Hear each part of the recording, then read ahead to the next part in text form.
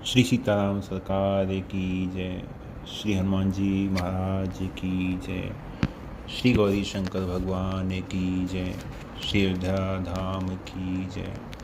श्री सरयू महारानी जी की जय। सब संतन की जय, सब भक्तन की जय। जय जय श्री सीताराम।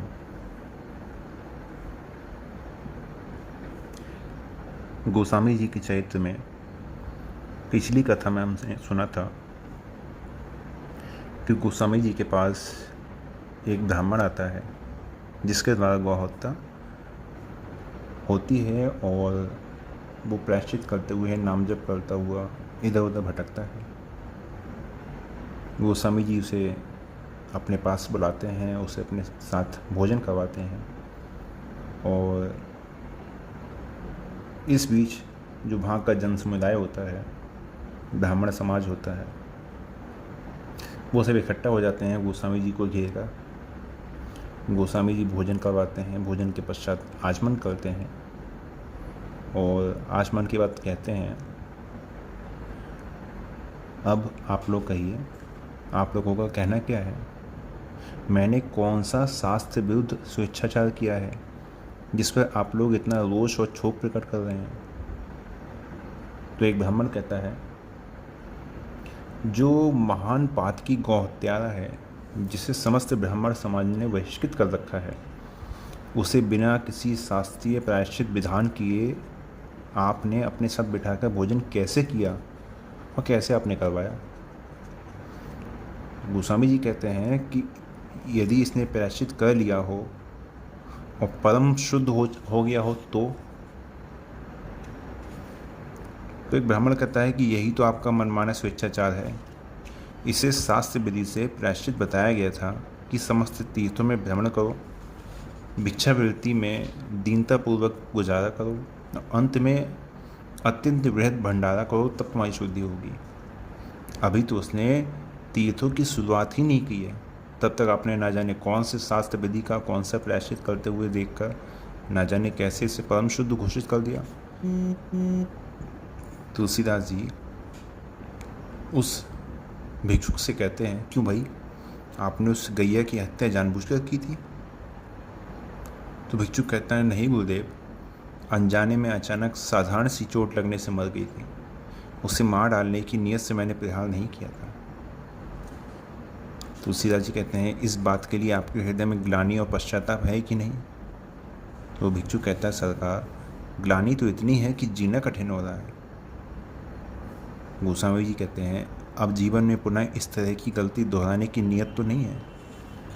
तो भिक्षुक कहता है, अरे राम राम राम राम, एक ही पाप के भाव से मरा जा रहा हूँ, अब दोबारा इस तरह का अपराध जानबूझकर दोहराने की बात सोच भी नहीं सकता गुरुदेव। तुलसीदास जी समस्त जो विप्र समाज होता है उसको संबोधित करते हैं और कहते हैं, देखिए, अब आप लोग ध्यान से सुने। प्रायश्चित की दिशा में श्री मनु जी का कहना है कि पाप बन जाने के बाद यदि अपराधी अपनी करनी पर सच्चे हृदय से ग्लानि मानकर पश्चाताप करें और पुनः ऐसी गलती नहीं करूँगा ऐसा संकल्प करें, तो वो उस पाप से निवृत्त हो जाता है। दूसरा सबसे बड़ा प्रायश्चित तो यह है कि इसने समस्त पाप निवारक प्रभु का नाम बारंबार उच्चारण किया है, और इसमें पाप कहाँ से रह गए?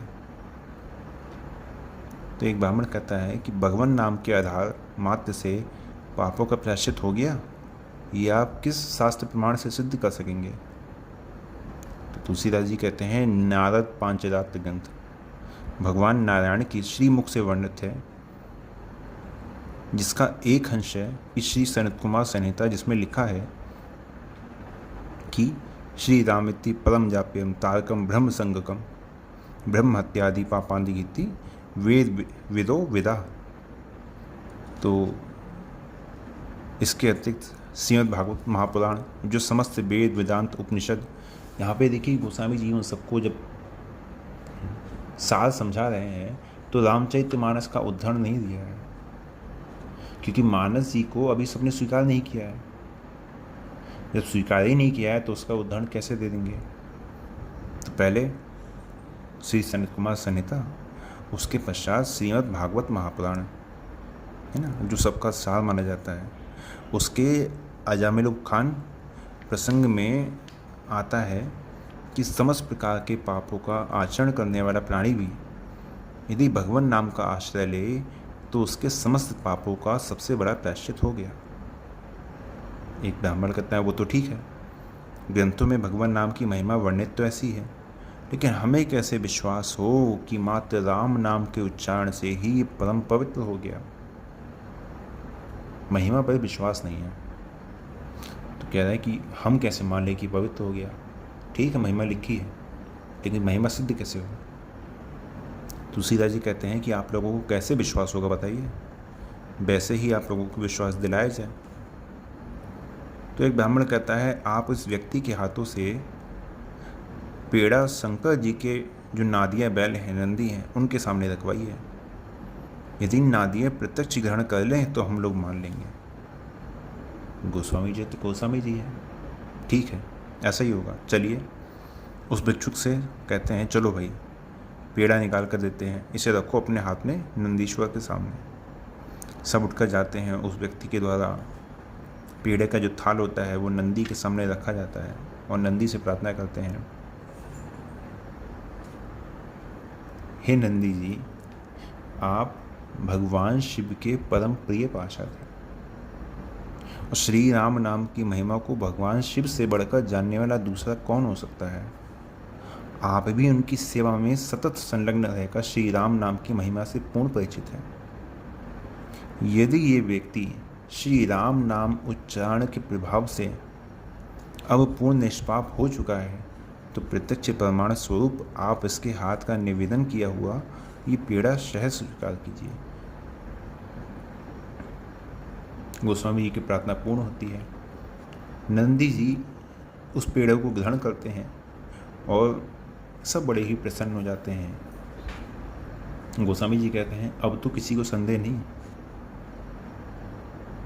तो ब्राह्मण समाज कहता है नहीं महाराज, हम सबका संदेह दूर हो गया, आपकी जय हो, श्री राम नाम की जय हो। इधर गोस्वामी जी की बड़ी चर्चा होने लगी। इस प्रकार से जो चमत्कार गोस्वामी जी के द्वारा हुए, जैसे मृतक को जिंदा कर दिया, ये नंदी जी का पेड़े खाना, तो उस समय वहाँ के जो नवाब थे उनके कानों में ये सब बातें पड़ी।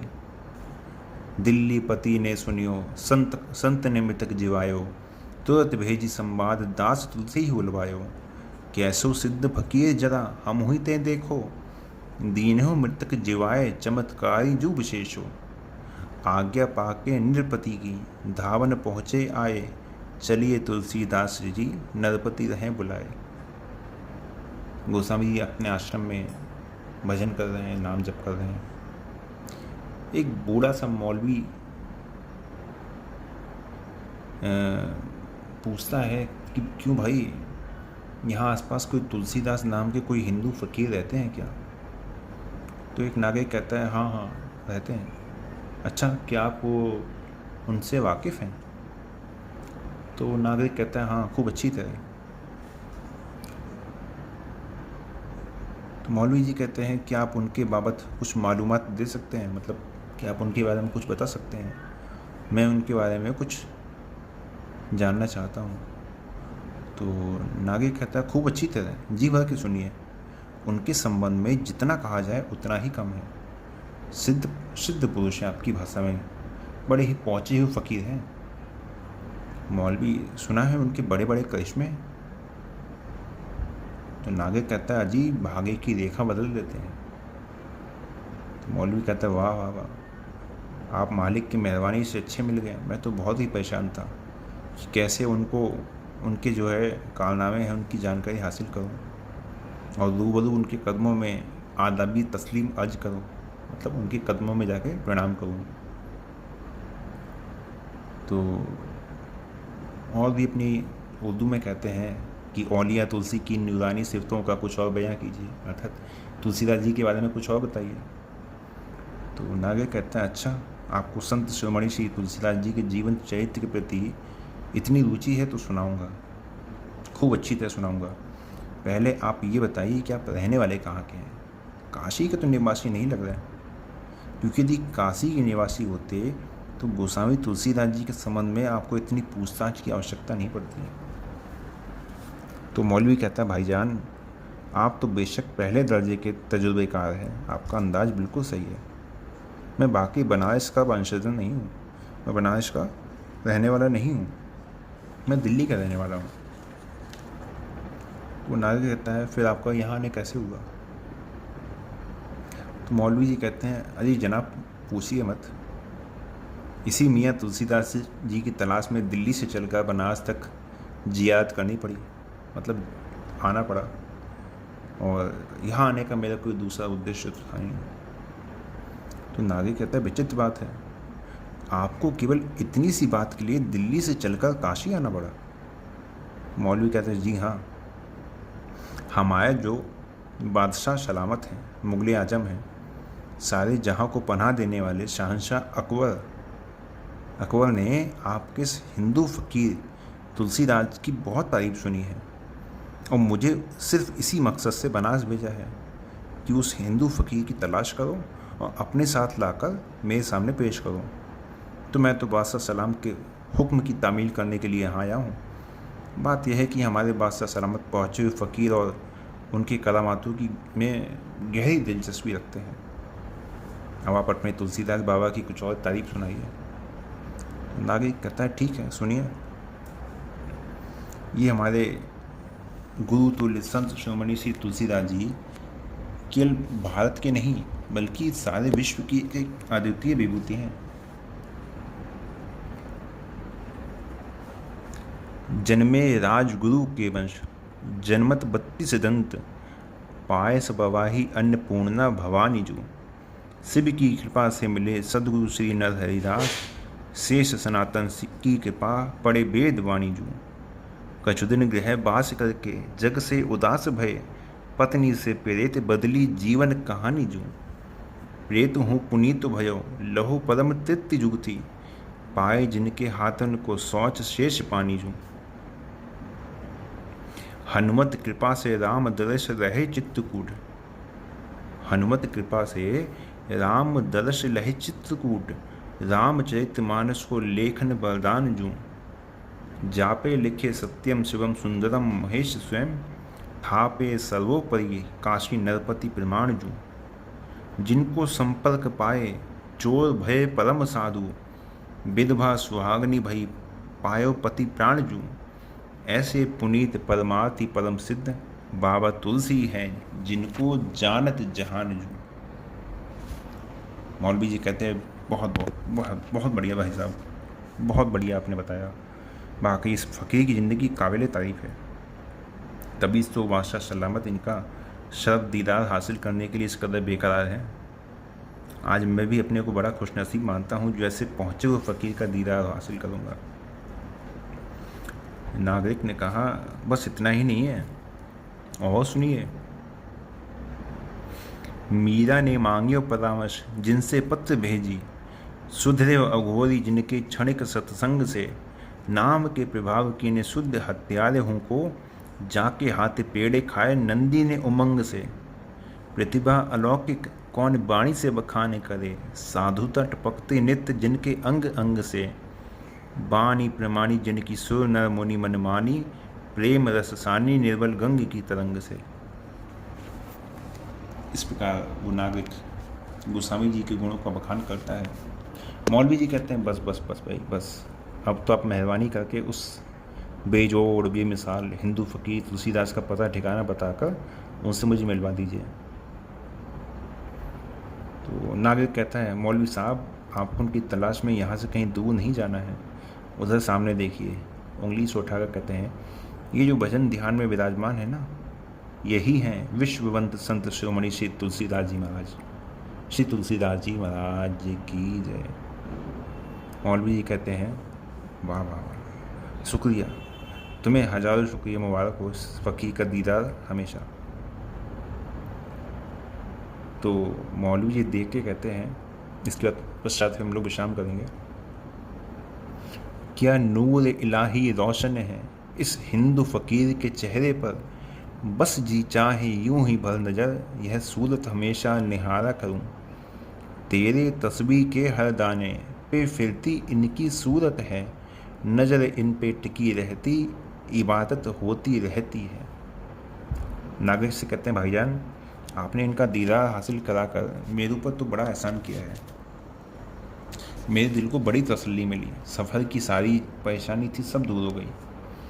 अब तो किसी तौर पर बस मुझे इनकी खिदमत में, मतलब मुझे इनके सामने पेश कर दीजिए, मुझे इनसे मिलवा दीजिए, और उनके बारे में आपने अभी जो कुछ बयान किया है ये सब मुझे लिख के भी दे दीजिए।